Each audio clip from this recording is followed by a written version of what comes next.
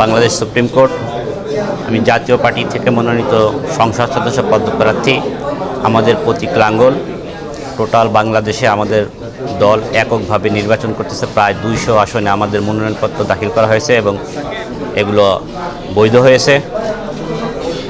আমাদের দল সাবেক প্রেসিডেন্ট হুসেইন মোহাম্মদ এরশাদ প্রায় 10 বছর এদের শাসন করছেন। অবকাঠামোগত উন্নয়ন যেটা বাংলাদেশে হয়েছে এটা ওনার আমলে হয়েছে। 21টা ডিস্ট্রিক্টে উনি 64টা ডিস্ট্রিক্ট করে দিয়ে গেছেন। পরবর্তীতে 490টা থানাকে উনি উপজেলাতে পরিণত করছেন এবং অবকাঠামোগত যে উন্নয়ন হয়েছে সেটা ওনার আমলে হয়েছে এবং গত আওয়ামী লীগের আমলে যে উন্নয়নগুলো হয়েছে তার সহযোগী আমরা আশা করি এই অঞ্চলের মানুষ জাতীয় পার্টিকে ভোট দিবে এবং লাঙ্গল মার্কাকে বিজয় করে সংসদে নিয়ে যাবে। এবং আমরা জানি জনগণের প্রতিনিধি হিসেবে জনগণের কথা বলতে পারি এবং আমাদের একটাই স্লোগান, বহুদলীয় গণতন্ত্র পুনরুদ্ধার এবং মুক্তিযোদ্ধার সপক্ষে যে শক্তি সেই শক্তির পক্ষে কাজ করা। ইনশাআল্লাহ আগামী নির্বাচনে জাতীয় পার্টি বিজয় হয়ে সংসদে যাবে।